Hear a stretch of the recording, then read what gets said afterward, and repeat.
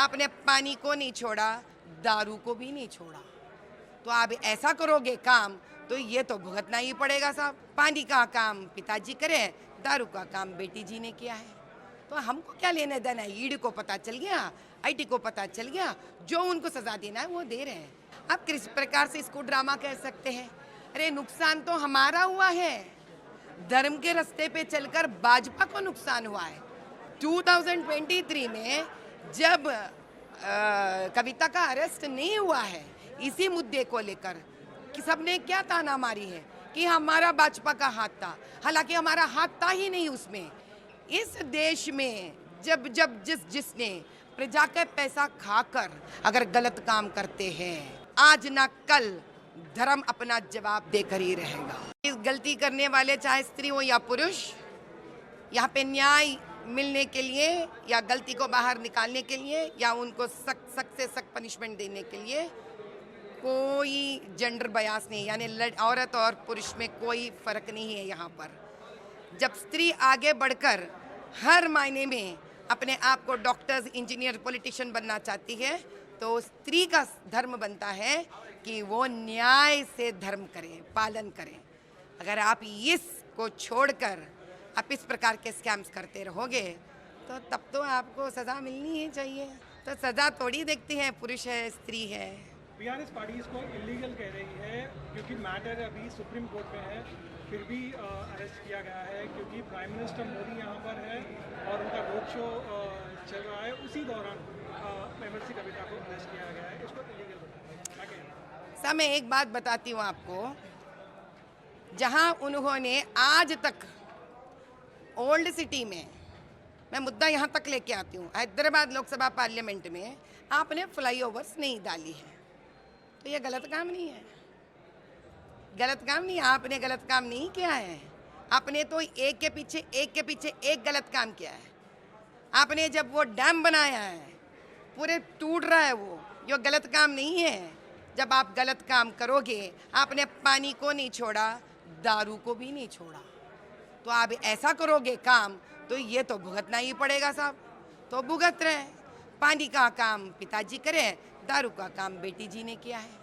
तो हमको क्या लेने देना है? ईडी को पता चल गया, आईटी को पता चल गया, जो उनको सजा देना है वो दे रहे हैं। अभी थोड़ी कोई ये देख के आएगा आपके घर कि आपने क्या, उनको कोई काम दाम नहीं है ईडी को और आईटी को? क्या इतना आसान है ये बात? कोई डॉक्यूमेंट तैयार कर सकता है किसी के ऊपर इतना बड़ा मुद्दा लेकर? इतना आसान है क्या? प्रजा सवाल नहीं करेंगे, पूछेंगे नहीं? ये सब प्रूव हो चुके हैं, इसीलिए इतना वक्त लगा उनको कि सही मायने में सारे पेपर्स डॉक्यूमेंटेशन करे और जब सारा मिल गया उनको प्रूफ, वो लोग अरेस्ट कर लिए। बस कांग्रेस पार्टी ये कह रहा है कि ये टाइमिंग के बारे में वो लोग कह रहे हैं कि ये एक ड्रामा है। बीआरएस पार्टी और बीजेपी के बीच में ये एक ड्रामा है, ये भी उनका स्टेटमेंट है। क्या कहते तो वो ड्रामा से कांग्रेस को क्या लेना देना है? अभी दूसरी बात कहती हूँ, आप किस प्रकार से इसको ड्रामा कह सकते हैं? अरे नुकसान तो हमारा हुआ है, धर्म के रास्ते पे चलकर भाजपा को नुकसान हुआ है।